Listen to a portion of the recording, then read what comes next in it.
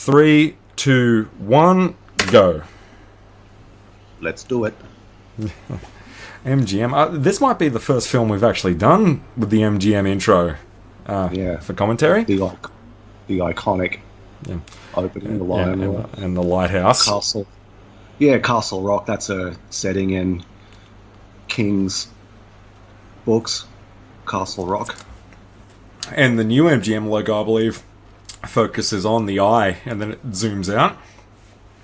Yeah, okay. And I love the blood red writing here. Like, I know we saw that with things like Highlander a couple of years earlier and stuff like that. But, well, the reason we're getting red, and I was going to comment this on the Groundhog Day intro, was the white intro text and the credits for Groundhog Day, they were pretty hard to read when the blizzard was kicking off.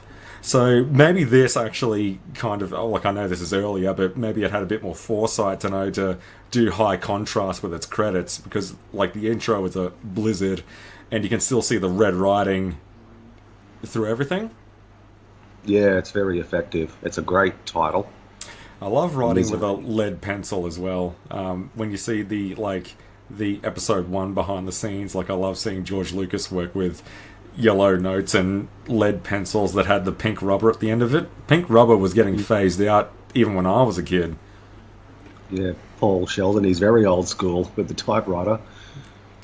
Well, there's like, I know, like, J.K. Rowling has Hermione as her kind of stand-in, and Paul Sheldon, like, there's obviously, anyone who knows Stephen King knows there's a lot of similarities between this character and King at the time as well. Yeah, a lot of King's books have writers as protagonists.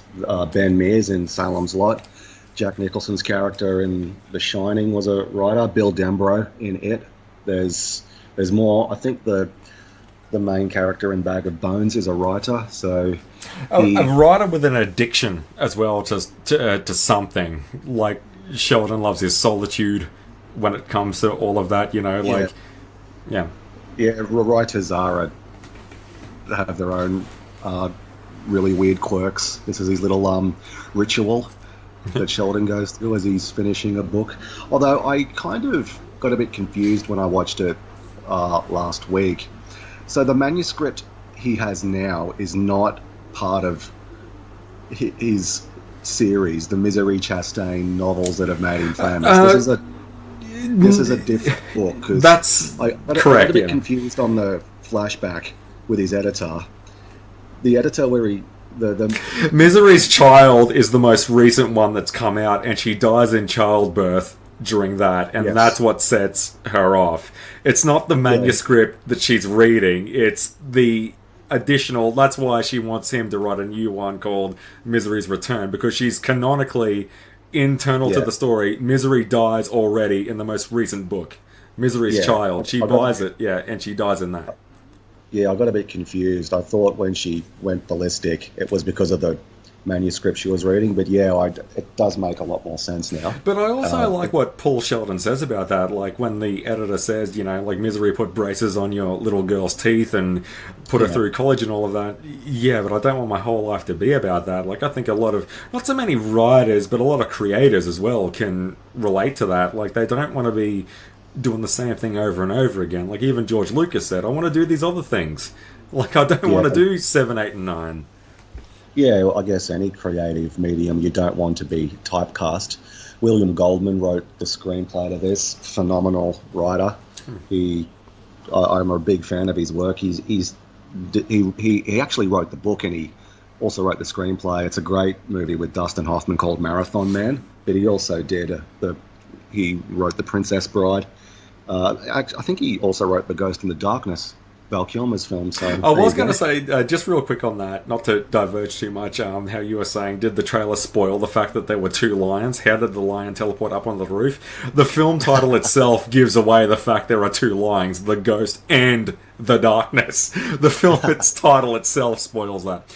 I suppose we should go with the star of the thing. Like, I know Kathy Bates gets all the headlines. James Caan gets top billing, who sadly is no longer with us. I mean, take your pick. I mean, like, Bulletproof, you know, Las Vegas, I suppose a lot of people know him from as well. The Josh Duvel, I believe, was in that, the TV series. Yeah, sort of briefly watched a random episode of Vegas here and there, Las Vegas when it was airing, but I did have to make a mental note. I should sit down and give it a proper go. I was thinking that as well. Yeah, it didn't look too James bad. Caan. Yeah. Yeah, Sonny and the Godfather. Oh yeah, his son. Yeah, it's also very it funny goes. and bulletproof. Yeah, the villain in Bulletproof. Not to mention James Caan's son. Tweeter, Varsity Blues. Oh, yeah. The guy has a lot of range, but not only that, but so does his family as well.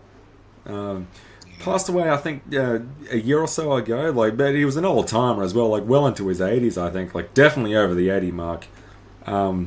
And yeah, James Caan. I mean, you can kind of. I remember seeing him in a thing with a young Nicolas Cage and a young Sarah Jessica Parker. I don't know if you've seen it. Weekend in Las Vegas, 1992. It's kind of like a TV-esque kind of movie. And Nick Cage and Sarah Jessica Parker are there, on a honeymoon and all of that. And he kind of inserts himself in Nicolas Cage's place and takes her away to Jamaica to marry her instead. So he plays an awesome villain, he really does. But to see him play a role like this, it is a change of pace. And now we're first introduced to Annie Wilkes here. I've not read the book, but I know our mother was a big fan of the book and all of that. And I always had the question in my mind: was she stalking him in the short story, or is what she was saying true? I just happened to be there when it happened. Given what she knows about his lifestyle and where he was born, all that kind of stuff, she definitely was stalking him, right? Yeah, I can't remember from the book. I read it years and years ago, and I normally sort of just revisit the film, but I do. She's a lot more. She's an evil character. She's a lot more psychopathic in the book. Vicious as well. The film actually does a good job of humanizing her a little bit, which is, I think, what they were going for was, I think she does have a little bit of sympathetic because she's, and Kathy Bates plays her well. You just don't know the right thing to say to set her off. You do get the sense with Kathy Bates. I do like waking up that grogginess, watching it with subtitles. She does say, she says, "I'm your number one fan." That's the first coherent sentence you hear from her before you hear you're gonna be okay. We'll get you to a hospital. That's the first thing that you hear, and I can't help but think that's clearly by design. She's more of a fan meeting her idol than a nurse treating a patient. We know she's crazy, but going into it blind, it's very important to establish that she's a fan first, nurse second, based on the dialogue that she's already said. Yeah, King has a really weird relationship with his fame and his celebrity status, because he's, even if no one has sort of read his books, he's just such a well-known author. Everyone has sort of heard that name. So this idea for this story, actually there was a funny story I read in a book by Ian Nathan. King is a big fan of Bruce Springsteen's music, and they were having dinner in, I think it was New York, and a girl walks up to their table, and Springsteen is reaching for the pen, thinking that she wants an autograph from him, but it was actually King she was after. You're the horror guy, right? He reckons it's the best autograph he's ever signed, and but he also does have some really unpleasant experiences with some fans who take things a bit too far. He recounted a story. There was a home invasion. I think they live in Maine, Bangor, Maine, and they had a home invasion. One afternoon, a man broke in through the kitchen window with a box, claiming it was a bomb. I don't think there was anything dangerous inside it, but it turned out he was from a mental institution, and yeah, it really shook him up. King's wife was the only one home at the time, and so that was sort of in the back of his mind as well. And one thing I want to who just take things too far. One thing I want to point out about every single time you notice Annie Wilkes in these films, this film, you'll also notice the golden crucifix that dangles around her chest. It's always prominent every time you see Kathy Bates on screen. I just want everyone to take note of that. Even when he was waking up groggy and the fade to black, the fade in from black, and all those kind of camera tricks to detail like the kind of the audience is going through the drug-induced kind of comas as well, and you saw the IV come out of his hand. That crucifix, like the cross on the chest, is very prominent every single time you see Annie Wilkes. That's always there, and there's a lot of religion kind of I'm doing the God's work in this film as well. Yeah. Yeah, she just does such a great job. I'm not sure if she was really all that established when this came out. So she got the Oscar for this, didn't she? Yeah, okay. Wow, what an I believe she did. I'm not too sure. Like this one, I think if she wasn't established before this, like people know Kathy Bates pre and post Misery, I think is safe to say. Yeah, because she also did Fried Green Tomatoes, Primary Colors. There's another great Stephen King adaptation she's in called Dolores Claiborne. It's an incredible film with Jennifer Jason Leigh and David Strathairn. It's not an easy film to watch, but oh my God, she brings the thunder on that role as well. Yeah, Kathy Bates.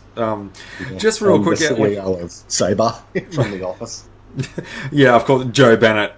Yeah. Also, Robert California talked her out of that. James Spader talked her out of that job. Talked CEO out of her own job. But that's the character, not Kathy Bates. We love Kathy Bates. What's that Kevin Smith quote? If you can't be with the one you love the one you're with. All right, like that's how it works. Now, this sheriff here, I believe, and his wife, both actors, sorry, can't remember their names, are no longer with us either. Were additions to the movie, not the short story. Like, a cop does come to the Wilkes farm later on, because it is a farm.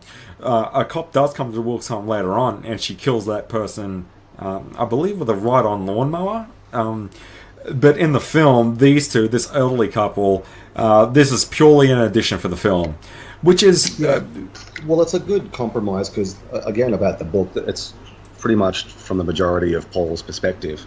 So with adapting it to film, there needs to be... You have to break up the narrative because a novel does not work the same way to film. Like a lot of people say, why don't they just take the book and turn it into the film? Well, because a lot of people, like, like for example, No Country for Old Men, that film works perfectly, but everyone hates the ending because the ending did adapt the ending to that novel word for word, literally beat for beat, and no one liked it because that's why things have to change, because in a book that works, but in a film it doesn't. That's why people didn't like it. It's an adaptation is how it works. Yeah, and I think it's a very underappreciated skill, the ability to adapt something in another medium, because if it were easy, and I see this criticism get leveled at Benioff and Weiss, If adaptation were easy, why are there so many shit adaptations in the history of film? It's like there is a skill to it. Like they took a series that was popular in fantasy circles and they created arguably the most popular show of all time. Like I don't think... For 10 years, by the way. Yeah, like it's an extraordinary achievement. It's a huge accomplishment. And I think if... And they changed a lot. Like when I sort of reflect back on some of the earlier episodes, it's quite an underappreciated skill adapting. It's not as simple as it probably seems. So. And I think the same thing about like people these days, like with the Japanese manga and, well, I say manga, but it's manga apparently, manga and anime. Like people say, like for example, like when Goku fights Kid Buu, it's Super Saiyan 2 Goku fights Kid Buu. Oh, but that's anime only. Yeah, well, they need to pad it out a little bit. But when you actually read the raw manga, when Goku and Vegeta do their rock, paper, scissors to fight Kid Buu first, Goku just goes Super Saiyan 3 like straight away, and you can't help but think, see, this is why there's a little bit more padding in an adaptation, because that sucks, is what that does. Like I know there's a couple of panels and it's written like a comic book and they need to get it out there, but like novel format, graphic format, comic book format, all that kind of stuff. It doesn't translate well to live action. Yes, you can have good adaptations. There has to be compromises along the way, but people who expect direct translations, give yourself an uppercut, because that's never going to happen. Like, there has to be a compromise somewhere on both sides. Yeah.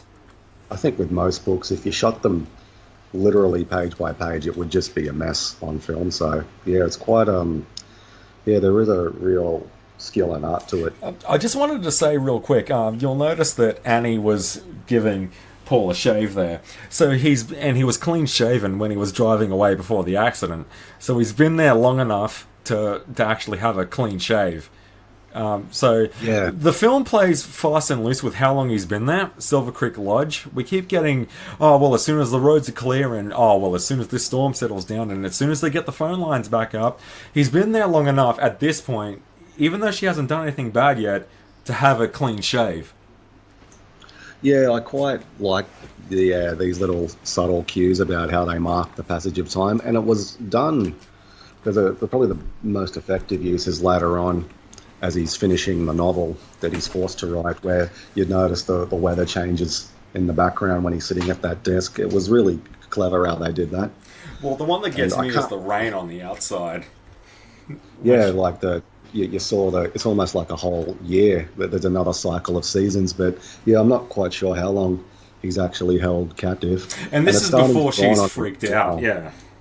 Yeah, it's starting to dawn on him now she's not the full quid, and he could be in a spot of bother here. It must be.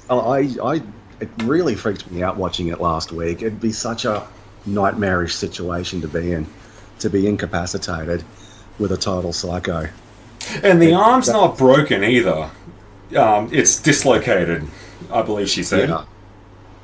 Yeah, she was able to pop it back in, but there's still like ligament damage in that. It's it still is going to hurt for a while after while it repairs. She's literally feeding him like the person and like he's always making mentions of his daughter, like, oh, my daughter's going to go mad, and all this kind of stuff. Like, people that are aware of him, and yeah, you're right. Like, it really is chilling. Like, the don't bite the hand that feeds the mouth. But what if the hand is Annie Wilkes? Yeah, it occurs for the first time in this scene here. I'm not sure what the significance is of. It's the swearing. It's the swearing in Misery's Child. Like, fuck this and shit this and. Something's going on with pouring stuff on Phil. She pours soup on here as she's raging, and later there's pee from the urine bottle, and then I think she pours lighter fuel on him. And look at the camera techniques here. It's deliberately making a point to show. Yeah, like every time it looks up to Annie, the camera is pointing up at her, and every time it pans back to Paul, the camera is pointing down. It's making a point to linger on it. I didn't catch it. There's something going on with that, but yeah, I'm not sure what the significance is. Yeah. I love that. It's okay. Don't worry about it. Because he's like, yeah, he is kind of clicking on it's not right. Yeah, but he hasn't totally ruled out that it's a psycho yet.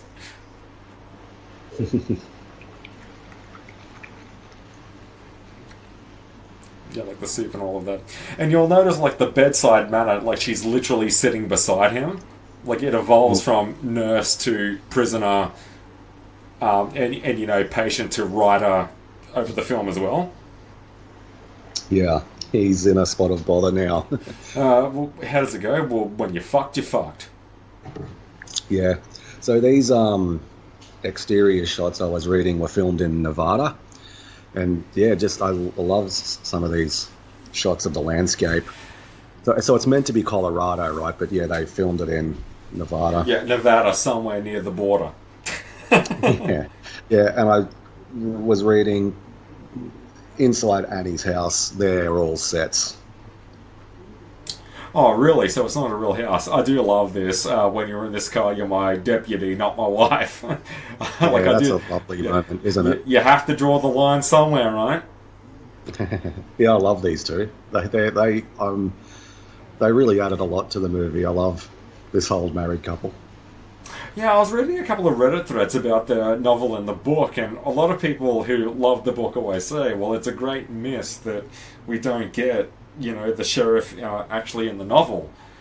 We Yeah, do get a cop turn up in the book, just as a comparison between the film and the book. We do get a cop turn up in the book who just gets randomly offed by Annie, but we're following this married couple, a sheriff and a deputy, and what ends up happening to the sheriff, like, we do feel bad about it. Like, it's one of those advantages to an adaptation, adding a character in to deal with it. yeah. I'd forgotten his final fate, so it was a shock when I watched it last week how this guy ends up. Well, spoiler alert. In the book, a cop does turn up, and Annie runs over his head with a ride-on lawnmower. Yeah, yeah. Spoilers for a 40-year-old book. Yeah, we should talk about spoilers. Like, honestly, like it reminds me of that evening with Kevin Smith. Spoiler alert for the Planet of the Apes movie. Hope no one gets ruined by it. Like, it's 24 fucking years on, man. Like, just go for it. Spoiler alert: Tommy is the Green Ranger. Yeah. So this is Paul's car they've located. Well, they haven't actually found it yet. He fell into the snow and then he got up and then he walked away. Is Paul out Yeah. there? Well, I hope not, because if he is, he's dead. They didn't actually find it because the camera pan down reveals he was close to finding it. Yeah. Okay. And they literally just drive past Annie here, I believe. Yeah, there we go. I love the beanie as well. Yeah, just on Kathy Bates real quick. I mean, who could forget Waterboy? About Oh yeah. 8 years after, Mama said that, Mama said that, and then my Mama said that, and then you got to have Henry Winkler say, "You and I, we're going to go home. We're going to talk to Mama." Yeah, she was fantastic in that film as well. Yeah. Yeah, Mama, and I believe she has that southern accent for real, doesn't she? I believe so. Yeah. Yeah, like she has that in Waterboy. She has it in this. I got my first copy, Misery's Child, and that. Like I was watching a couple of interviews with her with Conan O'Brien and stuff like that, and the accent, even though she didn't speak a lot, like the accent sounded very like much there. If she was trying to mask it, she was doing a good job. But I'm pretty sure she has that southern kind of tone to it because she just nails it Yeah. every single time. Yeah. Yeah. Fantastic career she's had. Yeah. The Waterboy also was in Titanic. Now that I think of it. Yeah, the unsinkable Molly Brown. Yeah. What a career. Wow. So these um, Misery Chastain, they look like they're sort of 18th century Victorian novels, Yeah, okay. I believe. So they're period pieces, and she bought the first one of Yeah, the most Hot recently Boys. published. And the flashback, I believe, is Sheldon working on something new, and she doesn't like it. And the one that he burns isn't Misery related, because Misery dies in the book she just walked Yeah. away with. Yeah, that's right. Yeah, it was a bit clearer on a rewatch. The manuscript he had in the car is a completely different project. So when And when he asks her, maybe you could come up with a title. It's not like I noticed you were working on a new book. She doesn't say it's a new Misery book. Yeah, killing, and the book she just bought has Misery's Misery Child. Death in it. Yeah, yeah, It's not just great; it's perfect. And notice how much she loves it. She's like what, like 200 something pages in there. A perfect thing. Like she loves it. She won't put it down. Like there's a lot to document about kind of fan behavior, the way Annie's reacting with this new piece. And you see Paul how he kind of like just sours and goes back to his dinner with his arm as she's reading it, because he kind of clicks on she's not going to like the ending, because the reason she bought it is going to end there. Like that's the end of the life cycle of the series. Like every series has to come to an end, and she's going to hate it when she gets to the end of it. yeah, Especially here, like with the pig, like the sow, I believe it's called, or the sow. I don't know how to pronounce it. Yeah, sorry, sad. Yeah. yeah, a sow, yeah, a sow called Misery and all of that. Like Paul is getting these links that before she actually freaks out about Misery's death, he's slowly but surely making the connection. Like this number one fan, she is absolutely gonna hate how this book ends. And the flashback you get a little bit later about you're killing off Misery. Well, that's already been published. You know, like a lot of people are not going to like this, so it's kind of like coming full circle. Yeah. What do you think about like the longevity of stories and like I suppose coming to the conclusion, because even Paul Sheldon says when Annie does freak out, like you killed her, like she's a real person, like you killed Misery. No, she died. She just slipped away, but it's her spirit that's important, and just being a fan keeps that alive. Like, do you? It's a very interesting thing to think about, and you know, the way fandoms get passionate about things now and all of that.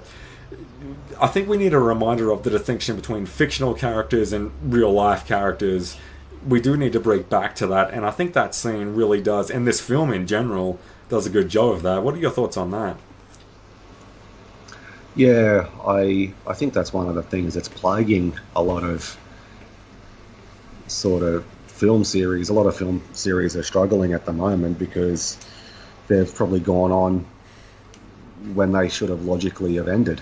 I mean, like if you look at Star Wars, for example, the story, the saga was finished in Return of the Jedi. So you can come up with a new story, which is what they did, but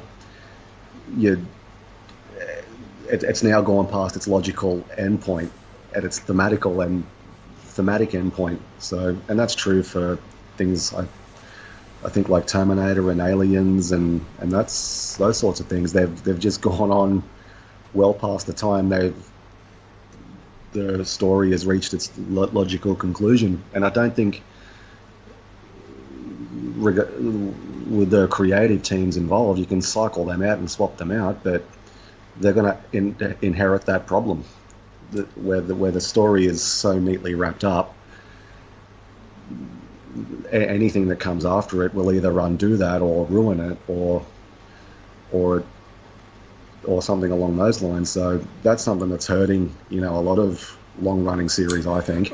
Well, just to add to that question, Ed, like long-running series, like what if a creator or a writer is still actively involved in that series and it's moved, like say Paul Sheldon, for example.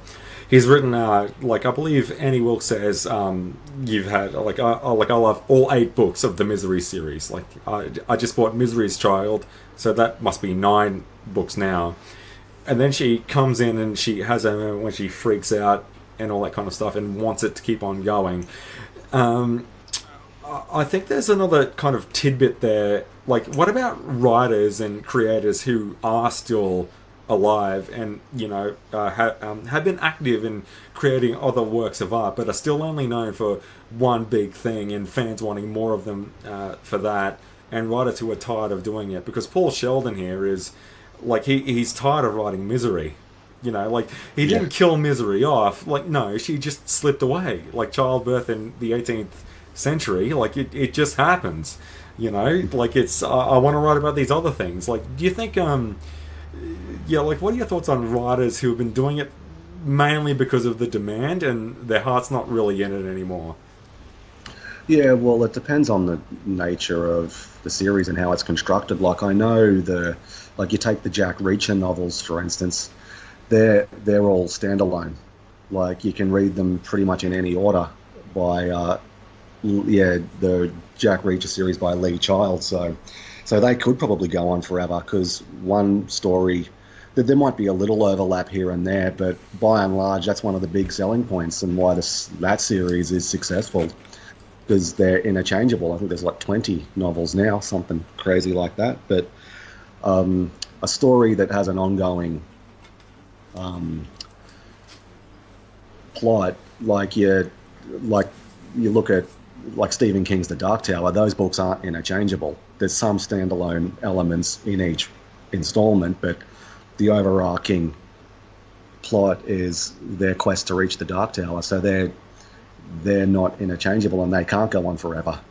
So I think it depends on the nature So like sometimes a narrative is constructed that when they meet, like when they physically meet their end goal, there is no more story, like the Dark Tower. As soon as they get to the Dark Tower, the story stops. Well, that has to end, doesn't it? Yeah, exactly. And, yeah, like you can't. The Wheel of Time is the same thing. Like as soon as it comes Yeah. full circle, it has to end.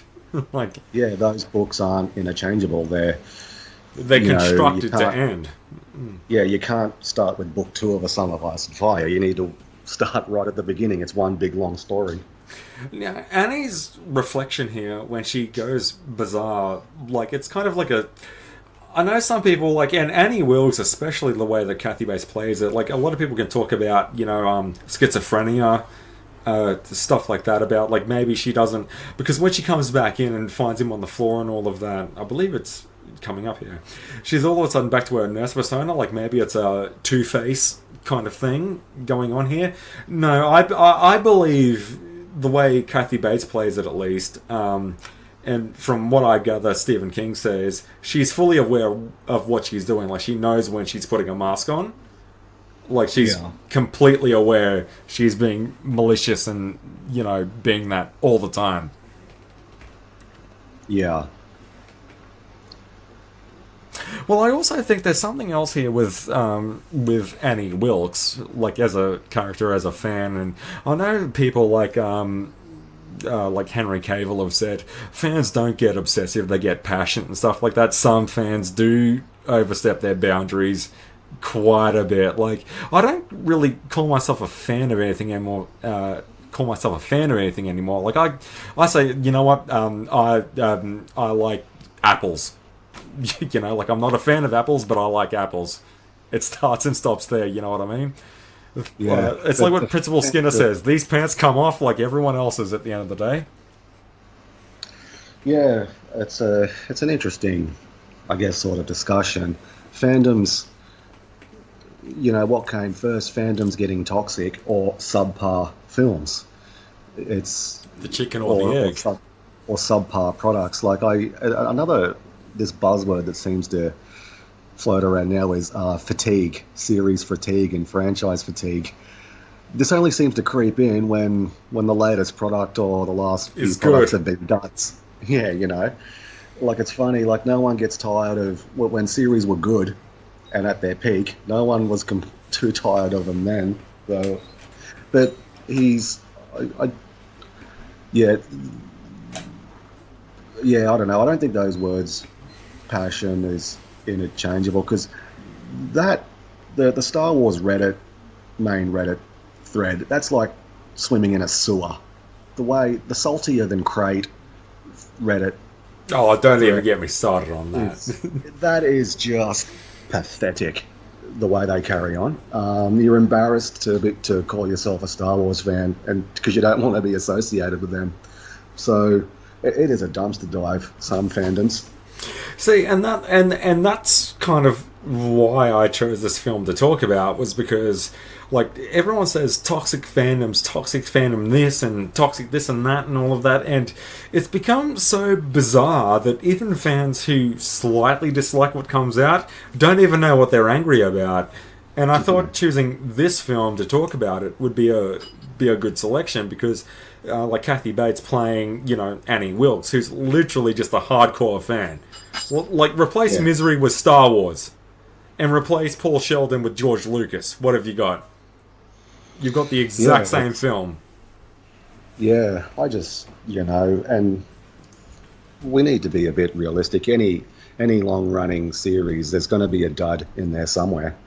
Not only that, but every long, like you think about it, like if you're knocking nearly 60 years of age, and you're talking about something that has impressioned on you or imprinted on you at an early age, and you don't have kids of your own, what exactly are you fighting for? Like it just kind of like, like I invest a lot in, like, our nephews and stuff like that, but I don't say it's important for them to form their own opinions of what they consume. So when they go into things like, Pokemon Sword and Shield, or Beyblade, whatever season it's up to, or Digimon A New Life, or something like that, it's important that they form their own versions of it and not have it colored by a generation removed before they go into it. You know what I mean? And kids today have clearly spoken that they're not interested in 80-year-old Luke Skywalker. Yeah, it's, and the world has changed. There's different sensibilities now, and different attitudes. Societal tastes have shifted. So, it's any sort of new product in a long running franchise is going to have to deal with that. It's the world's going to change with or without you. Well, I suppose we should talk about light the match, Paul. Like burn the manuscript. I know it's the only one. So he's lighting fire to his new beginning post Misery, and he's forced to look back. This scene. I find it very, very hard to believe that a professional author wouldn't have backups, but it's a very tense scene, this one now, and again the spilling the lighter fluid on him. So he's it's again I'm not sure what their goal is with that, because again they do make a point to show it. Like this is the third thing now she's spilled on him. Something's up with that. I should maybe put it up on Reddit or somewhere, and someone can give me their take on it. But it kind of falls into that, like you have to set fire to it, but it's not. This manuscript is not Misery related, though. So why is she so upset about it?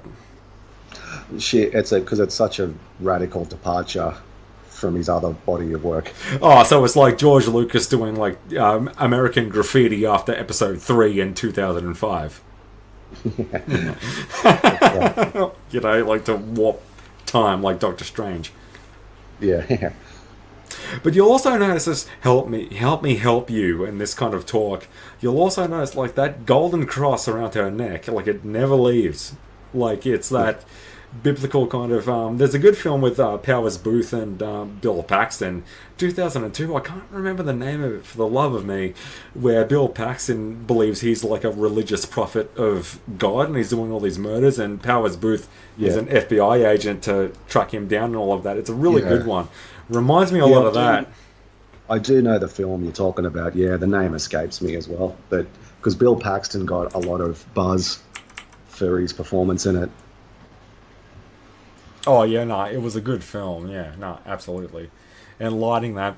But also, in lighting that, that's the A side to the B side at the end of the film, isn't it? Because I know the film was the book was a lot more graphic as well. Like, I'll get to that when the typewriter comes out. I don't believe in the novel, or short story, sorry, that she killed anyone prior to this. But lighting the manuscript on fire and all of that, it's almost like Sylvester Stallone Cobra, isn't it?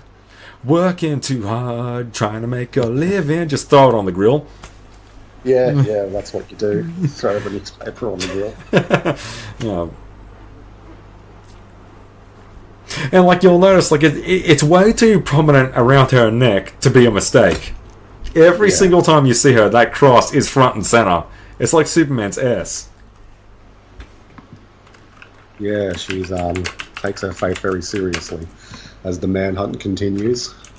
That's a pretty impressive. Oh, by the way, to the left, that's the director of the film, whose name escapes me. He was in the Rob Reiner directed this. Yeah, uncredited cameo. He was the helicopter pilot.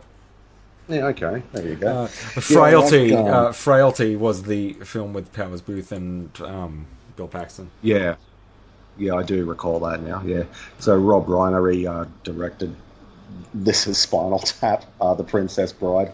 He also directed A Few Good Men. Huge fan of that movie with Tom Cruise. So isn't it interesting? Like being prisoner and being unable to move, they both see a helicopter fly over. And the way Annie Wilkes was standing there, seeing that, the winters are ending and all that kind of stuff. You've literally just seen the most freest thing in the world fly over you, and you're trapped back in the bed. Yeah, he's going nowhere fast. Poor Paul. I was talking to a few people who've actually read the book. These things, are they to keep him weak, or do they actually help? Yeah, the way it's filmed, it's to keep him sedated. Yeah, that's the But way I believe in the book, they actually do help. Well, I think he gets addicted to them, doesn't he? It's something like that. I believe. I think Mum said there was something like narcotics. Yeah. And when he breaks into the medicine cabinet, he stockpiles on them because what he wants to do is basically comatose her when she drinks the wine. Yeah. And that looks like a different room. What is that? Or is that the same room? Like, that always threw me off when she was watching TV and the jump back. Is that a different room? No, so Annie's in her bedroom and Paul is still trapped in his room. Oh, yeah, and the window was, because the windows come out, they're not, like, on the wall, like a normal house. It's a farmhouse. And this is when he starts getting this. Yeah, I do like this, yeah. Because he's kept two before, and these are the second lot. Yeah. And you notice the way the meal is placed out on Sheldon's lap. It's the way a nurse would with nursery food. Yeah.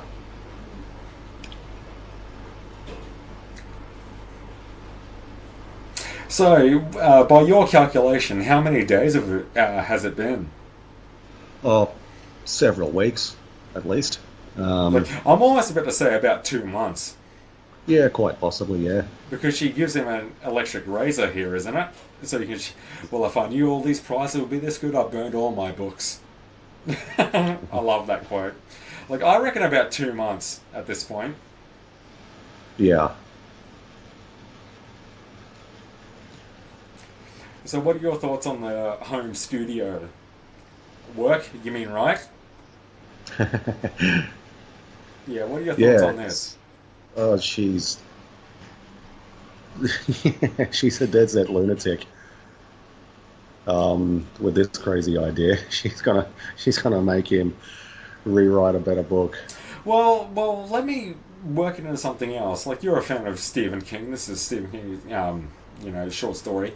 Yeah, I remember you telling me once Stephen King had an accident where, like, he went for a walk all the time, and then he got hit by a van, and the Dark Tower was left incomplete, and he recovered from the van, and then he finally finished it. And a lot of people were saying, like, it was kind of a, sort of, like, undercooked kind of book. Like, it wasn't the final end to the actual Dark Tower.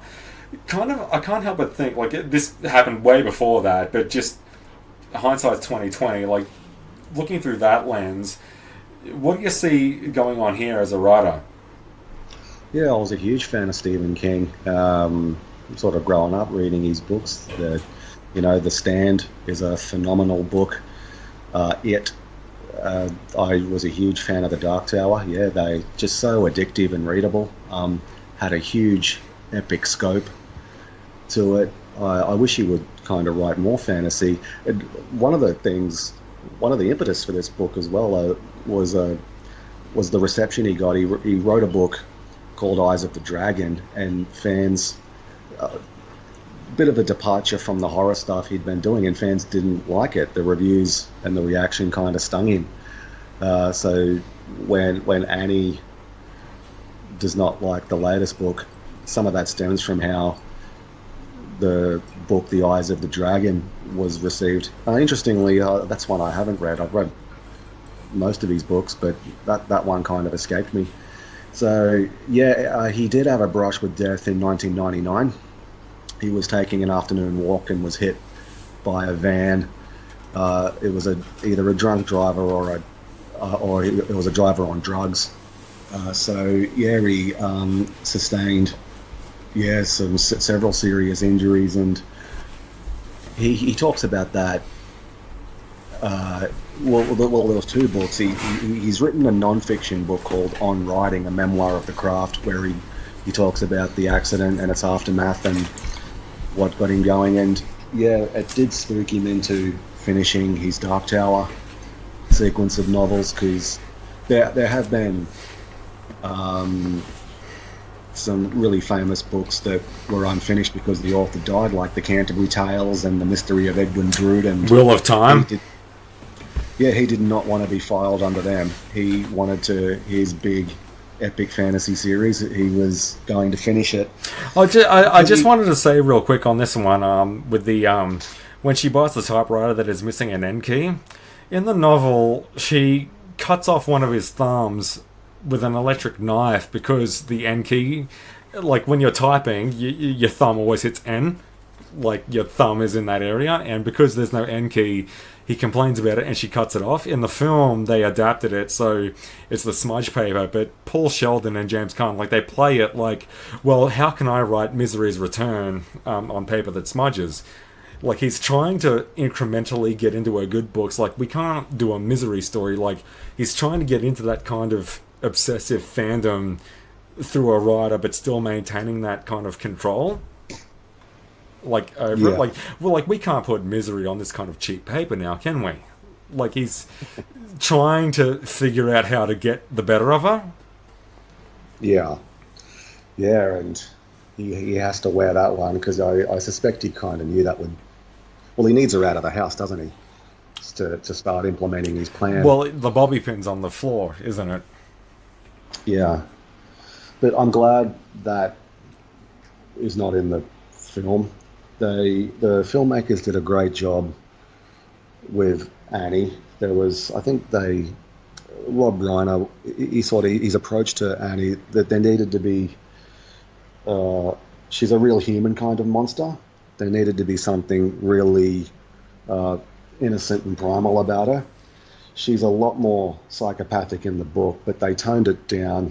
Like, kind of like an upset kind of child, in a way. Yeah, and they worked out a whole backstory for her, for why she is what she is. But I'm glad and the proof is in the pudding, because if some of those gory scenes were gory chapters from the book made in it, I don't think the movie would be as good. And that was one of the things they did have disagreements about. When we get to the hobbling scene, I can discuss it more then. But yeah, their approach was, we should love to hate Annie, not outright hate her. And I think they really got that balance right. Yeah, no, you're absolutely right there. And also, as an audience, we haven't actually seen the interior of her house yet either.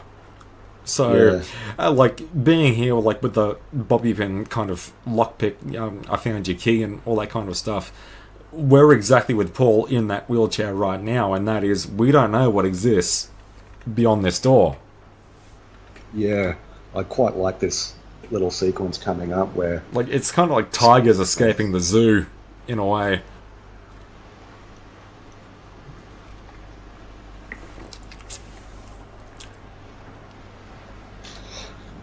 Because it kind of seems like him, and I love that, like, working through it, because he's not wheelchair bound, he has to be in a wheelchair, and he doesn't know how to use one yet. Yeah. He's getting the layout of the house. So Annie's house. What are your thoughts? I found this scene really chilling when he discovers the phone is just a prop. Yeah, like the phone cord is not cut. The whole thing has been gutted. Yeah, because I've obviously seen the movie, but you forget little details like that if it's been a long time between drinks. So I'd forgotten the little detail with the phone between drinks. I found this whole sequence. And you also notice, like, the first time he picks it up, like, not hearing a dial tone, he rings, but you would have heard the phone doesn't work before that, but because he's finally getting out, there's no dial tone, nothing, phone cord's not cut, the whole thing has been gutted. Like, it's literally just a prop. Yeah, very unsettling. This whole sequence is really well put together. You crazy bitch. And the scrapbook, just so disturbing and so well done. Like, how was what's it called? Fucking Memory Lane. isn't it? Yeah. Like the scrapbook. Yeah. Like she scrapbooks the whole. And if you read the newsletters and you pause it, like I know back in the VHS days, yeah, a little bit too hard to do that, but it gives you a lot of kind of Killing Joke, Alan Moore-esque background to Annie Wilkes and who she was. Like if you believe she killed those infants and all that kind of Yeah, stuff. she's a serial killer. Yeah. Like Danny DeVito's Penguin, and coincidentally, the Penguin he puts back, it always faces due south. He mirrors it Yeah, and puts it back, and that's what sets her off. Yeah, a little mistake there, but she would have noticed that. So What are your thoughts on Annie Wilkes? Like just bad out of the womb, like or was it like what some uncle one day, or what do you think? Like that, like what's your killing joke for her?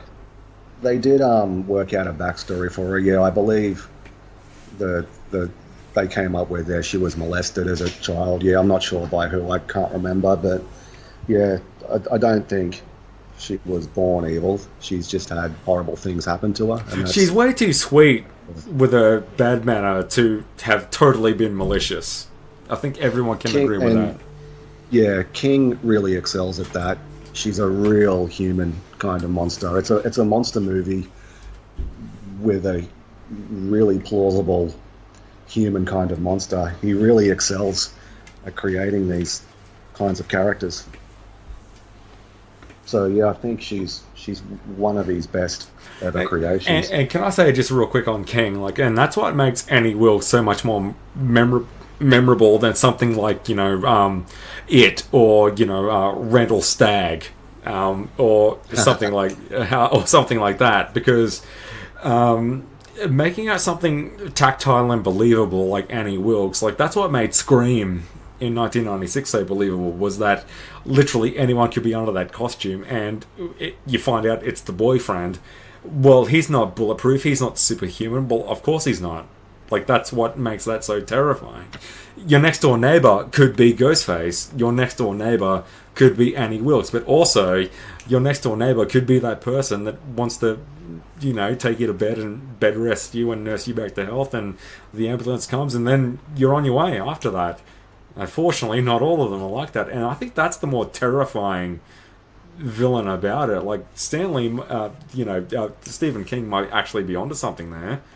Like the fact that they're real is the most scary thing. Quite good, yeah. And you look at the character you mentioned, the Pennywise, completely different, but also so effective. So he's got tremendous skills at both the human monsters and the supernatural ones as well, because both very memorable villains. And Randall Flagg, interestingly, I think what helps Annie is she was a one and done sort of villain. I think Randall Flagg is so terrifying in The Stand, but then King kind of remade him so he's the overarching villain of his entire mythology. Like all of King's books are interconnected. The Dark Tower cycle of novels is the spine, but all of his canon is connected in some way or another.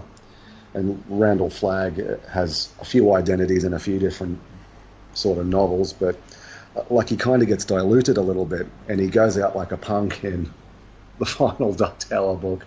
But that because it's like butter spread across too much bread. Like you can't take him from where he's meant to be, where he's designed to be, and spread him across something, calling it a universe, because you're going to get mistakes like that. Yeah, and again, he's really good at sort of these polar opposites. Randall Stagg is such a great counterpoint to Mother Abigail. If someone sat down and told me that paper that Annie is carrying in her hands, well, Randall Flagg once touched that 30 years ago, I would say fuck off. This is a standalone film on a Stephen King short story, and we love it because we love it. We love seeing James Caan do what he does, and we love seeing Kathy Bates do what they do. But it would really bother me. Why I brought that up was it would really bother me if they when people come along and going, oh well, if you look at the whole broad, like umbrella of Stephen King, like what he's written, you'd understand that bobby pin once belonged to it, and I'll be like, no, fuck off. Fuck off. Like, no, no, that's not true. And Misery is an actual novel. It's short by King standards, but it is a proper book. Yeah, well, I was saying that to Mum. Like, I believe it's a short story. Like, and Mum said, yeah, something like that. And I was like, about 300 pages. Do you reckon? Maybe. Yeah, it's very lean. About that. Yeah, about 450 maybe. No, I don't think it's that long. But it is quite sort of just trying to picture it on my bookshelf. It is quite lean by his standards. A short story, Stephen King standards. It is. Yeah, well, it's a short novel in terms of page length, but it is a proper novel. Yeah, but some of his recent work is a little bit too bloated. I read Revival. I love this. Sorry, I just put a pin in that. Like, I love this kind of please Annie, make my pain go away. He's catering to the nurse aspect of this human monster. Like, I need my pills. Like, you know what I'm doing, and because he's read the scrapbook, he knows how to appeal to her a little bit more on that kind of human level. Thank you. Like that. Like, notice how she's fully back in. Like, she was coming back with the paper she hit him with, damn well what I've been doing. He's totally flipped it on her.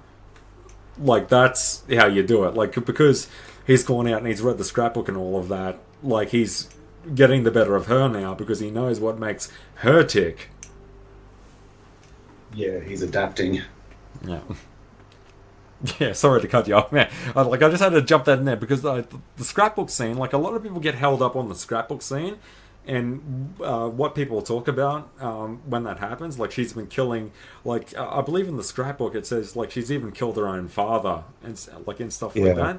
Like, Annie Wilson. Yeah, she's murdered children as well. So yeah, she's kind of like the Danny DeVito penguin. I suppose you feel better now, sir. No, actually, I feel worse. No, she's been doing this for quite a long time, and you'll notice the way Paul Sheldon adapts when he gets her to... She literally gets her to tuck him into bed and blow him a kiss. Like, he's getting savvy to what makes her tick, and then he spits the pills out. Man, you gotta wear her down.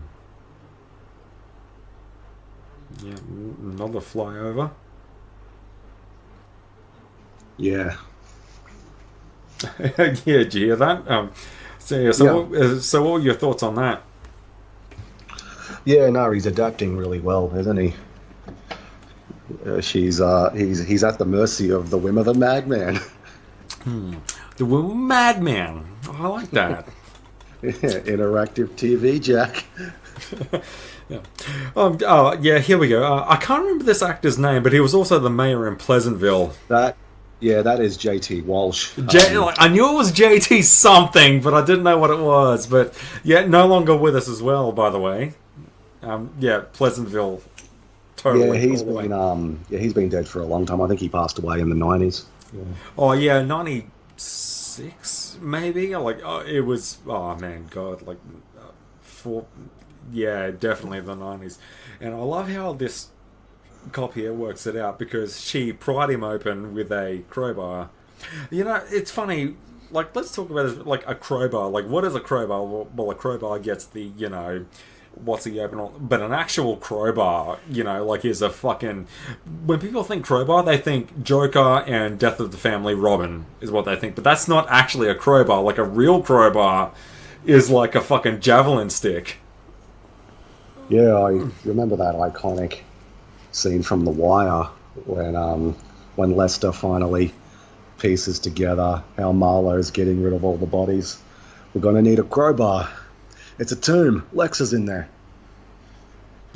It's a wrench, isn't it? Like when they like what the Joker uses to beat Jason Todd to death. It's a wrench, isn't it? Like, it's a wrench. No, it's got that. It's got that sort of curve bit. Yeah, like the curve, like, is a wrench. Yeah, but an actual crowbar is like a fucking javelin spear, isn't it?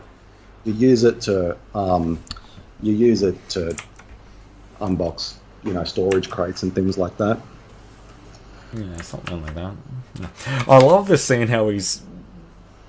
See, like that's what I mean. Like it comes to it's sort of like Skynet, isn't it? Like you have to, like physically you can't do much, but mentally you have to start preparing. And he can't walk, so he's slowly stockpiling his, like the drugs, and he's mentally starting to work things out. Like, and I do like this. Skynet has gone live here with fuck, fuck, fuck, fuck, fuck, fuck, fuck, fuck, fuck. I do like that beat. Writer's block. I know you like to dabble in writing. Do you have any tips for writer's block? Like, how do you feel when you're blocked? Just routine. Just if you keep turning up at the same time and establish a routine, that really helps. And I generally get blocked when I haven't done enough research. So if I just put it down and go read a bit more or study a bit more, whatever it is I'm in the middle of, that generally gets me going again as well. Because I read a lot, and I've got, these days I read a lot of history and a lot of, sort of biographies and that sort of stuff. So that generally is what gets me going again. I'm a pretty voracious reader. I was reading, even just today, I was reading about the history of salt. How it sort of changed the world. This sort of everyday substance that we all use. And like Crate. Yeah, saltier than Crate. But yeah, like the same writer also, he's written a book about the history of paper, how it was invented and what it's done for the world and the planet. I find all that stuff really interesting now. Truth is stranger than fiction. There's just some unbelievable true stories that have occurred on our planet. I just want to read them all. I never get tired of it. I just want to say, when Annie Wooks is here talking about Rocket Man, like, I didn't care. Like, Rocket Man was sealed up and he was sent to his death. Have you all got amnesia? They cheated us. The reason why Rocket Man busted out of the car and survived was because people like you, Annie, keep buying tickets to see Rocket Man. Like, she doesn't understand that, and she doesn't understand why anyone wouldn't understand that. It's called a chapter play. That's what they do. You love the character. No, they killed the character, but you still turned up the next day to see what happened to the character. It's very important with fandoms here. Yeah. Like with Rocket Man, well, they can't kill Rocket Man because Kathy, Annie, people like you still go and see Rocket Man, so we can't kill him. Yeah, I was reading the biography of Chester Gould, who created Dick Tracy, and apparently he was a big fan of that technique in the daily newspaper strip. Like, Dick Tracy would just be in imminent danger, and there's no way he could possibly get out of it. And I think I was reading the author actually wrote himself into the strip to get him out of it. Like Stan Lee swinging on Spider-Man's back in 1994. Yeah. What are your thoughts on this? Like, I love it. Like, do you think it's a writer caving to a fan fiction demand, or should I continue? Like, what are your thoughts on this scene? I'd love to hear it. Paul. Well, he's pretty much writing fan fiction now, isn't he? Yeah. It's Do you think that's what it is? That's why? Because he kept trying to write his own kind of story, and he finally gives up. Do you think because he's catering to her now is why she's so excited? Yeah, it's he's because he's basically doing it under duress. He's he's pretty much writing her fan fiction. Oh, well, as I ask that question, like, look at him, like, you'll have to wait. Like, there's no excitement in his face at all. Like, you'll have to wait. Like, there's no excitement at all. Like, you know, one that I like to kind of cite as inspiration for this is Hideaki Anno, the creator of Neon Genesis Evangelion, and the final Rebuild film rebuild of Evangelion 3.0 plus 1.0, Thrice Upon a Time, I believe it was called. It was on stall for like a long time. Like it came out in 2020, I believe, but it was on stall for a long time. And in that interim, like he directed a Shin Godzilla, I believe, in 2018. And when you get the interviews of Hideaki Anno talking about Shin Godzilla, oh man, like I can't wait. Like we got Godzilla for the first time. I'm bringing this character in. I'm bringing this one in. I've always wanted to write this thing in. Like he's so excited about what he wants to do. And when you ask him about, so Hideaki Anno, what's going on with the final rebuild of Evangelion film? Oh well, like I've got it on the back pedal. I'm not that. Yeah, I'm kicking around a couple of ideas, and hopefully it comes out before the turn of the decade. And I don't know. You'll just have to see when it comes out. Like he's clearly not interested in doing it. Like Yeah. it's like writers get to that point. Like they're clearly not interested in doing something. Yeah, it's something that I've sort of noticed in the last year or two with George R. R. Martin. Like whenever Winds of Winter, that topic comes up, he just sounds so miserable and stressed. He is really not having a good time. I'd love to read it. Like Just, everyone else, but sorry, just watch the wife pull out all these misery books out of the grocery thing. yeah, Yeah, but go on. Yeah, George R. R. Martin. Yeah, like yeah, he sounds like yeah, just so miserable about it, and it's just hard to sort of keep ignoring that. He sounds so much more excited and passionate about the television work he's involved in now. Whereas, so I think he can't really come out and say it. There's commercial imperative to sort of keep it going, that he's still working on the book. But like I believe he considers the project finished. Like the story has got an ending, albeit in television form. it's like I what think you he said. What was it? You said not the ending, but a ending. Yeah, I believe, and a lot of the final fates of the principal characters that came from him. So it must be so demoralizing to try and write an ending that everyone already knows, that was already adapted. So it must be so demoralizing. But But I remember I don't feel too sorry for him. He can just go drown in his millions, swim in his money bucket like Scrooge McDuck. yeah, but yeah, Scrooge McDuck. It reminded me of when the first couple of Harry Potter films came out, and like as a writer and being a film based on being an author and stuff like that. J.K. Rowling, like when the first couple of Harry Potter films came out, I believe it was around the Prisoner of Azkaban in 2004. And she was asked the question of, well, what's going to happen when the films outpace the actual novels? And she flat out said, no fucking way is that happening. Yeah. Do you know that story? Yeah, absolutely. And because I'm not really a Harry Potter fan, but I do remember at the time she was under a lot of pressure to deliver the novels, because there was still a couple that had to come out, not just the final book. But yeah, it all worked out well. She prioritized it. Yeah, there was an old video of George R. R. Martin that resurfaced around 2013 where he says it would be an absolute disaster if the show caught up. Well, not only did the show catch up, it lapped him. So yeah, like a lot of fans were anxious in Harry Potter because one of the books was delayed.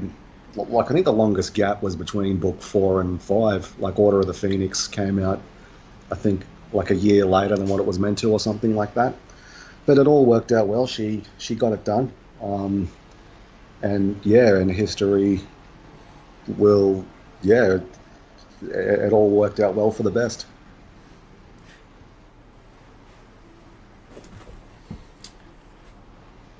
Yeah, this trick here. I'm not too sure if that one was in the book.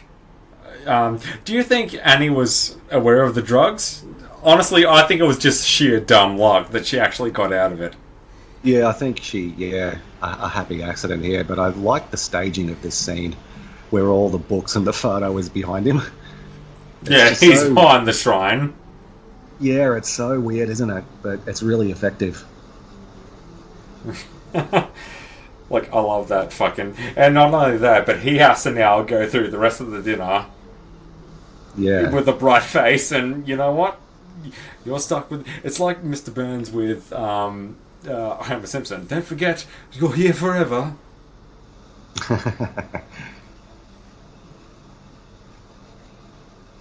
What first-time tips do you have for an aspiring writer? Like someone who's sitting down to a blank Word document or something like that, like Paul Sheldon, who types fuck, fuck, fuck, fuck, fuck. What kind of like tips do you have for someone, like not kind of subject matter or anything like that, but like if someone was sitting down to a blank document, what would you say to a first-time writer? Yeah, just routine. I've also started keeping a journal, and I've been pretty disciplined with keeping it up to date. I would recommend journal writing to anyone. It really does. I find it's really helpful organising my thoughts and what I'm interested in at the day, and I've found it very, very beneficial keeping a journal. I've only started keeping a journal this year, but I've been very disciplined. I've kept it up to date, and so I would recommend that to anyone. I think everyone should keep a journal. I've found it very beneficial. And I have a couple of little ground rules. Like, I don't write anything about work in it. It's just what I've sort of done for the day, or what I'm interested in, or what I've read or seen. And because I do have a diary at work that I use just for work stuff. But yeah, it's purely just for me. Like, I've got a personal journal as well, so Yeah. I found those things really beneficial, and I'd recommend it to anyone. I think everyone should keep a journal. What kind of format do you reckon? Or do you reckon like even a notepad, like just something to write something down in? Yeah, well, yeah, just get them at the grocery store. Like, I decided to do it on a whim. I just bought a 2024 diary. It's got, and yeah, people can find one according to their needs. Like, my one has 4 days of the week on one page and 3 on the other. But you can get diaries that, one whole page is one day. So mine is, just a sort of like a little book. It's not a huge, thick one. It's sort of small to medium size. I can take it to work as well, but I do other things in it as well. I write down, just sort of different notes and tidbits and things I come across. Do you think you like, say you write down a note? Do you has there ever been a note, like a phone call message or something that you've ever written down that you've ever kind of like repurposed as a writing note for later on? Like, Yeah, so like you've got absolutely. like say you've got like a student diary or something, and you're writing down classes and something that your teacher said, you repurpose that, and someone gives you a phone call and it kind of snowballs into something else. Like, do you do a lot of that as well in your writing?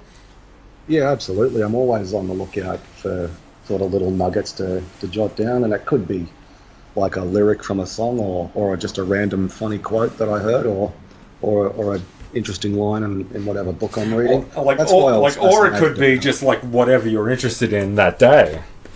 Yeah, that's why I was like reading about the Celtic Tiger and like that concept of a ghost estate. I think that would be a kick-ass setting for a horror or an action story. So I've been trying to sort of break down a story that's set in a ghost estate, but the problem is you can only really do it in Ireland. So, and that's part of the challenge, like just trying to think up a plausible setting. And I don't necessarily want to set the story in Ireland, but it's just not very plausible without it, because they don't really exist anywhere else. So little things like that. I have a lot of fun with that kind of stuff. I find it really beneficial. So, like King's, this scene here reminds me of King's quote: if a gun is on the mantle in Act 1, it has to go off by Act 3. Yeah, Chekhov's law. It's got to be there in Act 1. Yeah, Chekhov's gun. Well, like, I'll never forget when she walked through with the gun. I was watching this with Dylan out on the fold-out sofa in the lounge room, and he, like, as soon as she walks out with the gun, Dylan just quoted to me here at this point, smells motherfucker. Is all he quoted. Yeah, well, no, I thought it was like, I know it's an adaptation that we're talking about and fans and all of that, but first and foremost, it is a writing structured story. Like, it is a short story. It's a Paul Sheldon. Paul Sheldon's a writer. It's all the kind of, so I think it's important to ask these kind of questions. Yeah, About, like, alluded to. I love this scene here. The old sheriff is just completely engrossed in these Victorian romance. yeah, you know what? You know what it reminds me of? It reminds me of that moment when, you remember in Ultimate Spider-Man when Gwen Carnage is like depowered, and you get the ultimate, like in Spider-Man and all of that, and the ultimate Fantastic Four are watching her, but Ultimate Reed Richards is like, yeah, X equals MC squared, and like he's writing down all these formats, and it's a naked Gwen Stacy in the street. Yeah. like he's totally oblivious to what's going on. Yeah, but see, like, but you also see Paul Sheldon now at this particular junction. Like, see the way that he's walking around. Like like his right shoulder, like it's not like, look at him, like he doesn't need a sling anymore. Yeah, So he's on the mend. And this is a great scene where the depths of Annie's depravity gets revealed. You know, it kind of reminds me of that moment in Techno Man when Saber stabs Blade, beg for your life, and then Blade says, "Put it on your wish list." It's kind of like that. Yeah, and it's a chilling scene. This one is really, because this is after the Penguin, isn't it? Like, he hasn't actually seen this yet. He saw the shrine and see the elect, and like, it's kind of like, people talk about the Killing Joke and things like this, like, oh, because you don't know about the ending and all of that. Well, like, we don't really know about the beginning here, and the stimuli, like, we follow it with the actor, and yeah. Like maternity, you see the hands, like, it's very religious. A lot of religion connotation in a scrapbook. Yeah, it's such a well done scene.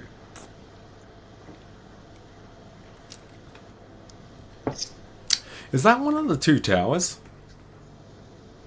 No, I don't think so. Yeah, no, like, I couldn't help it. No, I don't think she went that far in. Yeah, the sour.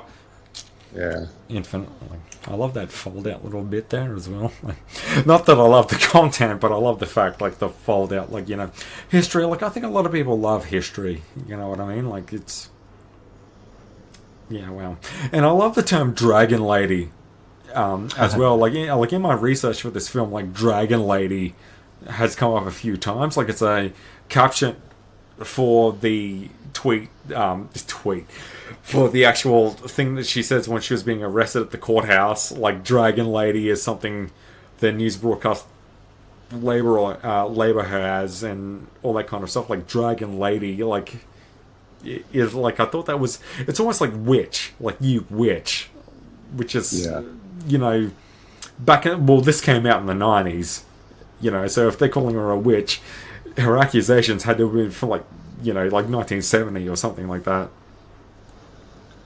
Yeah, she. It's all just nasty stuff. It's like those headlines. She's just suspicious deaths of babies in the maternity ward. Very, very twisted. It's Red Triangle Circus Gang, isn't it? It's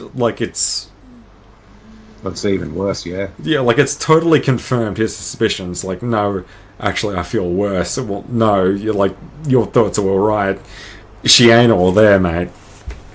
Yeah. And you can only imagine, like, yeah, well, how are you going to do this? Like, you can't walk. Like, it reminds me of one thing that I've always done, but, like, before the hobbling scene, one argument I always got into was, what is your most painful hit from Dragon Ball Z?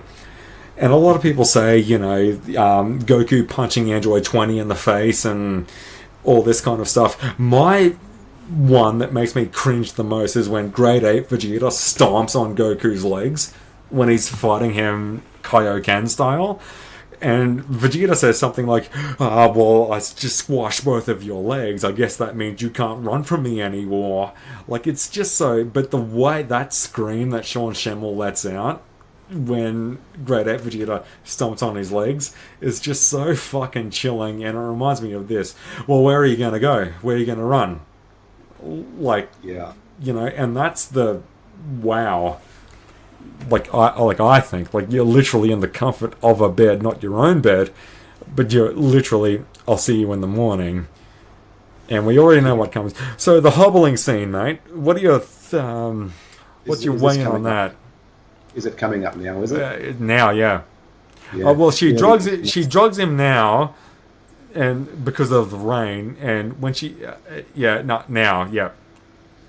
Yeah, the infamous hobbling scene. So, in the book, Annie severs one of his feet and cauterizes the wound with a propane torch. How does she cut it off? It's an axe, isn't it? Uh, the wood chopping axe from the front, yeah. Yeah. Interestingly, sort of behind the scenes, the screenwriter William Goldman wanted to be faithful to the book, but Reiner toned it down to just being hobbled with the sledgehammer.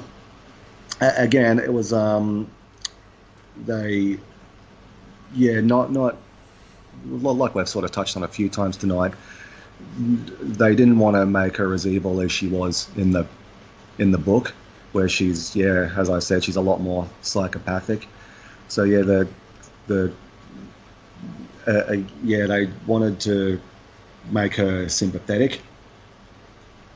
So they toned down a lot of the stuff that she gets up to in the book, and I think it absolutely works. When Gibson William Goldman,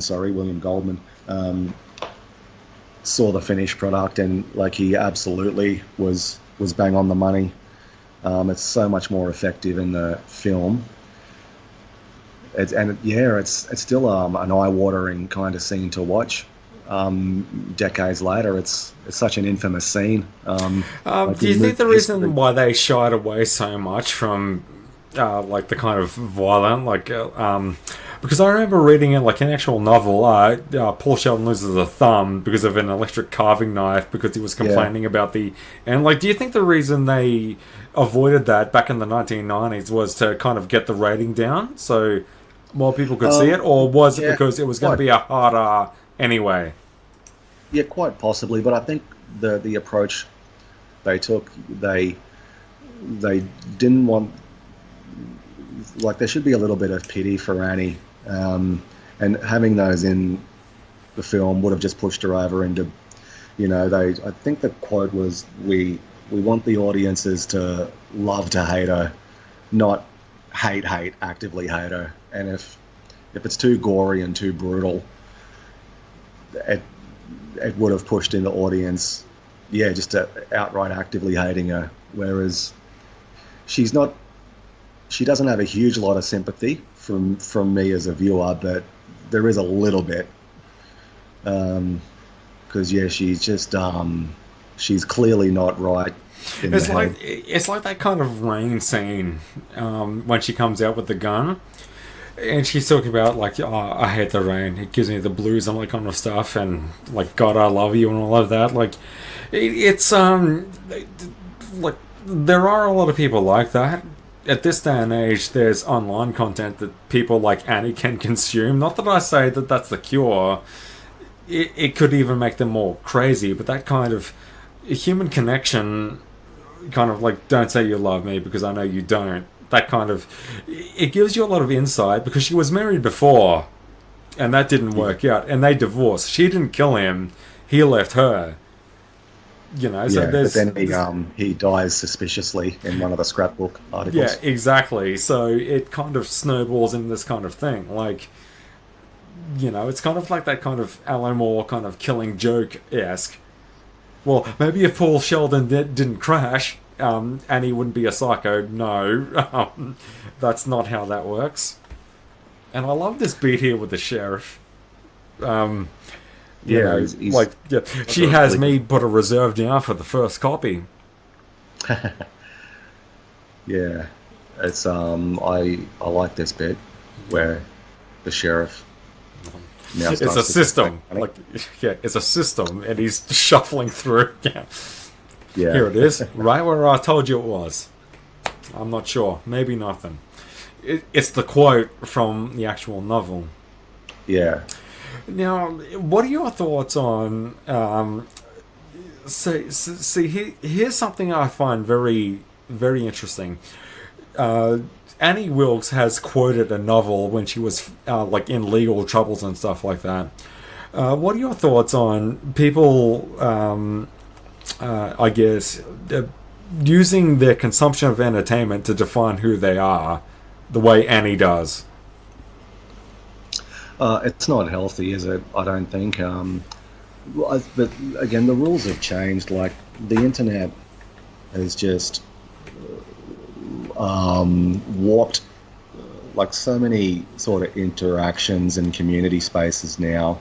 Like if there was a bad movie back in the day, like what did people do? They'd probably have a mutter to themselves on the couch for a couple of minutes and then get up and put the kettle on. If I see it in professional sports fandom as well. Like if your team plays poorly, it happens.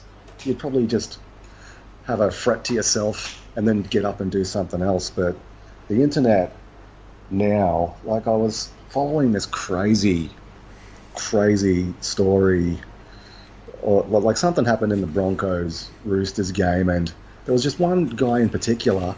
He probably wrote, thousands and thousands of words venting for nearly a week in this one sort of post-game thread. I'm thinking, gee whiz, like that's a staggering amount of energy and effort for, at the end of the day, something that means and counts for nothing. It was just and the same with like with films.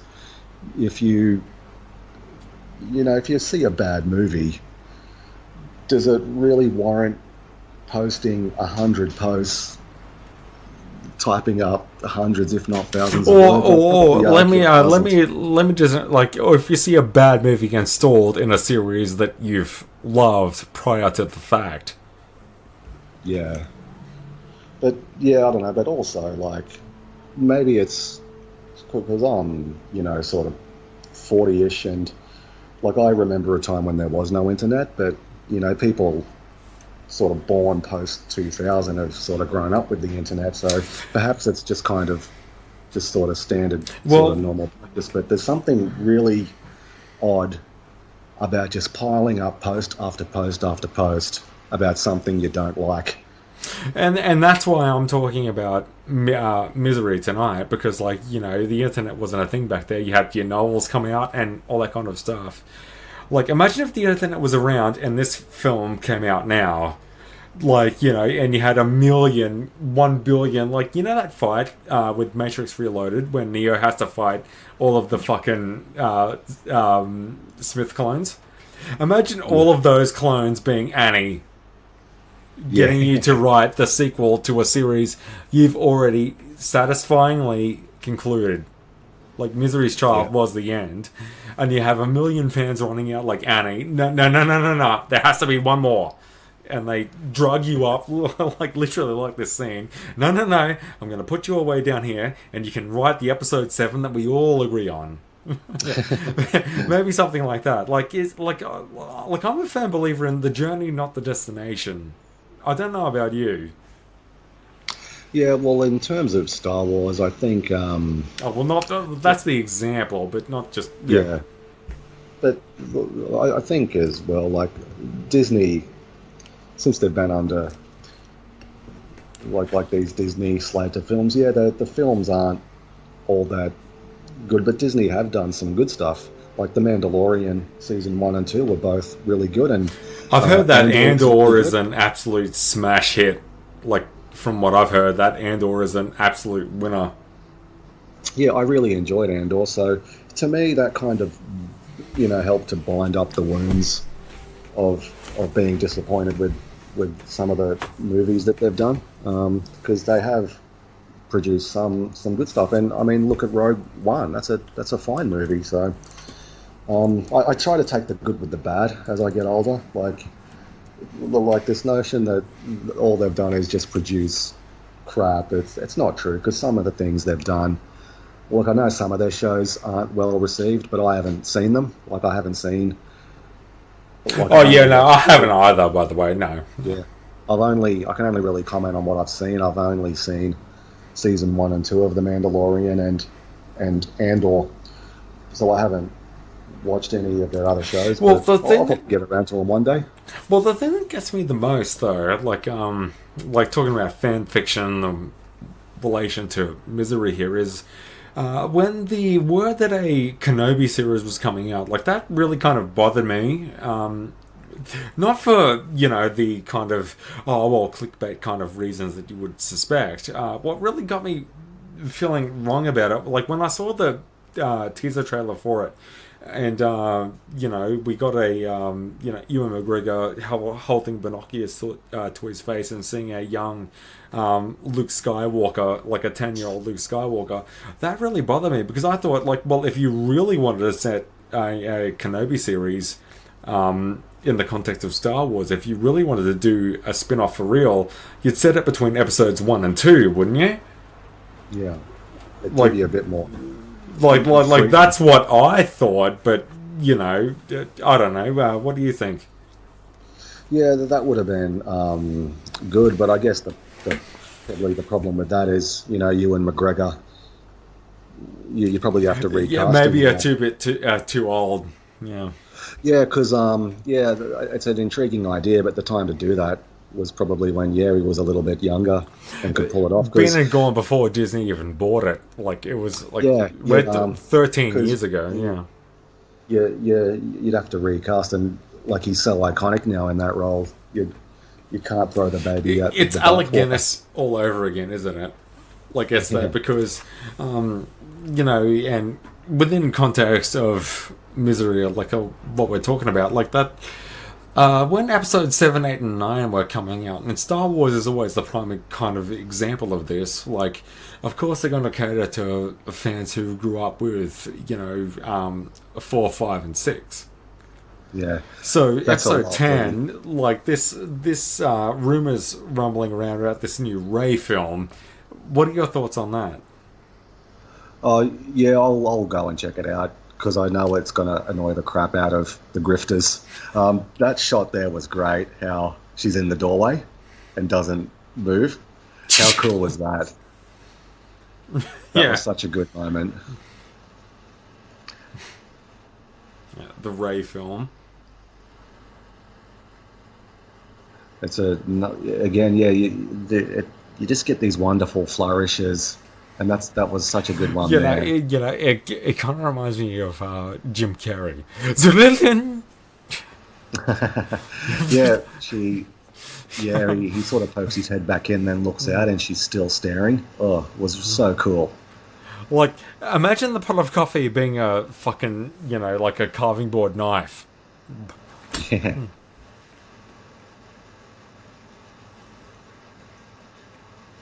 Fan fiction is literally the driving force of this film. Like, it doesn't amaze me, like, why, Stephen King talks about this all the time. And, like, this kind of, like, fans kind of want me, like, I remember,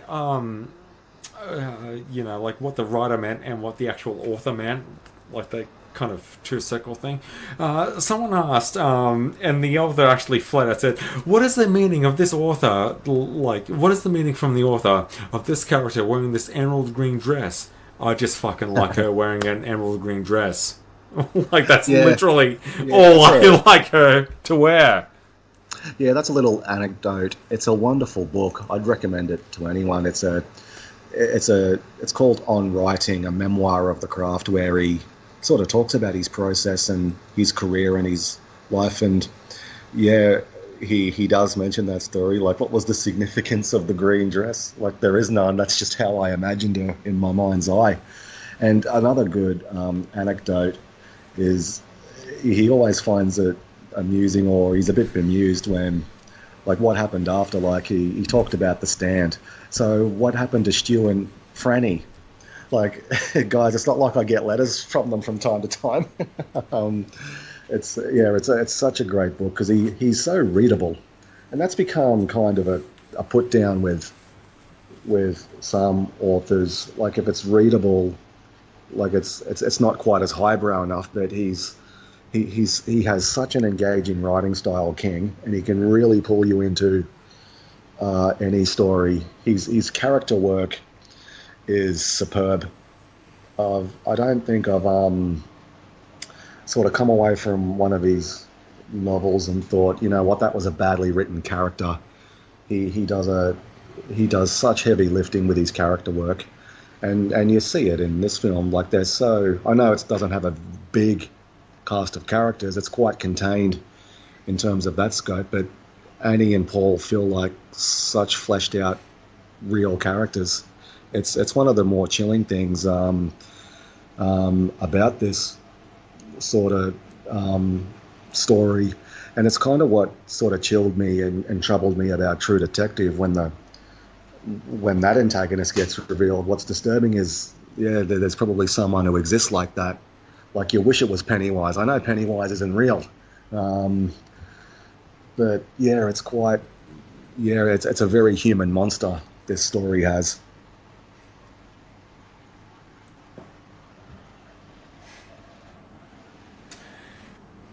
Pennywise.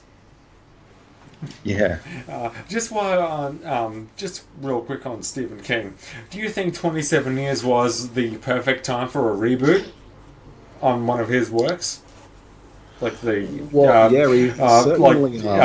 Chapter 1, 27 years after the miniseries. Like, do you think that was a good call? I think so. I quite enjoyed the first film in particular. I thought it was really well done.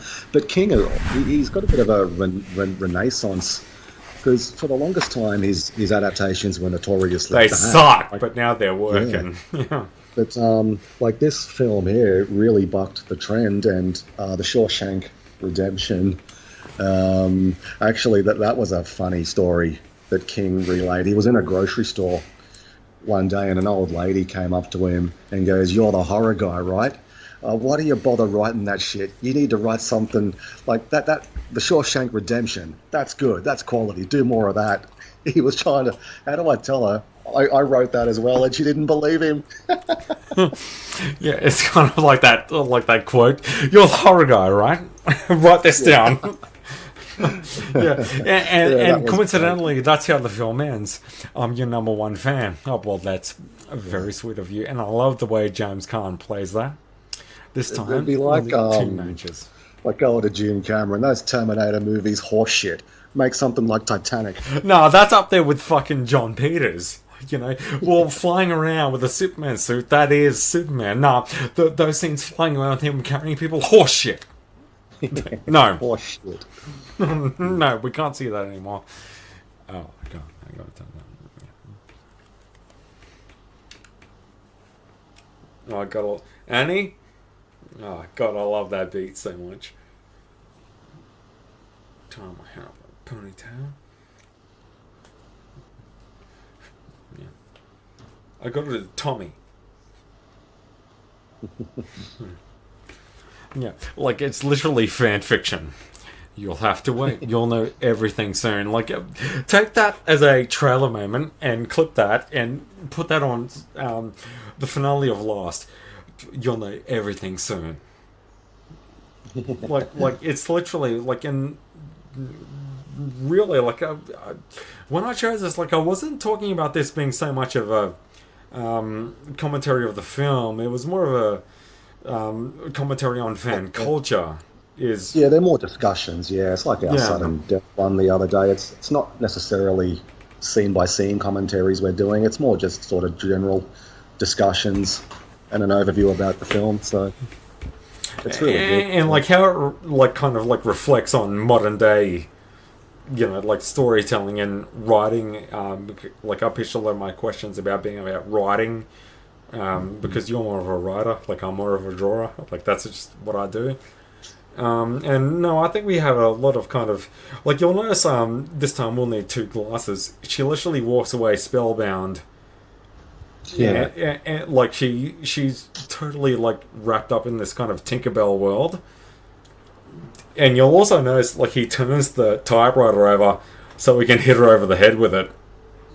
yeah. Like, you notice that? Like that's just. And this is the thing with kind of like fan culture, like what happens next. Like the question of what happens next is always more important than what happened before. Like will Misery ever meet her real father? It's all right here. Will she marry, Ian or Winthorne? It's all right here. This would send Star Wars fans fucking crazy if something like that happened. Like, imagine if George Lucas did this right now in 1999 and the internet was a thing. Yeah, it was. Yeah, this is great. The climax to this film is good, and it really paid off because there are those shots earlier in the film where he's lifting the typewriter up and down, building his strength up. You'll also notice the ink roller fell out of the Yeah, typewriter when he hit her with it. yeah, yeah. I owned It's a so typewriter. violent, So yeah. if, I still have it somewhere. I remember typing on your old typewriter that had Word Up on it. Yeah, I was I reading was a Tom kid Hanks. back then. Yeah, I was reading Tom Hanks collects them. He collects typewriters. No, yeah, well, alright. Yeah, no, I think it's pretty, and I kind of want to do this, like, when people keep talking about, like the scripts of what could have been, you want it? You want it? Eat it! I'm a little bit like that, because I think, it comes to a point when, don't you feel satisfied, like you've consumed enough of a character, like literally eating enough to want to change the channel and watch something else? Like, don't you feel a little bit like that? Like I love Street Sharks, but I don't want to see a reboot of Street Sharks. Like, I've got Dr. Paranoid and all that kind of stuff. Like, aren't you a little bit like that as well? Well, I've always found it easy to sort of flip flop. There's very few things that I'm an evergreen sort of fan of that I've sort of where I'm a real active fan. I've always been sort of able to separate the good from the bad. Like I don't, like I know like later installments of some series are not that good, but it doesn't really ruin. Like it's not like Back to the Future where the photos change. Like these classic movies from beloved series, they're still sitting on my DVD shelf. They're not just because modern installments aren't that good. It doesn't retroactively ruin them, and you can say that about sort of anything. So I've always, I've never quite sort of had that sort of attachment. Like I can take, like I stick with the good and I ignore the bad. If something starts good and goes bad, I just move on to something else. I've never felt the urge to really defend sort of mediocre products the way I see a lot of sort of online discourse now. Well, it kind of reminds me of, when you go to something like Movie World, and you see these, posters and these people dressed up as, fucking Daffy Duck and all that kind of stuff, and you take poses with them. You're not promoting any, a material that has existed pre or post your death. You're just promoting, what you love. You know what I mean? Like it's, like that really does get lost in translation. I think with all of these kind of things, like especially with if you loved it back in the day, then you should still love it now.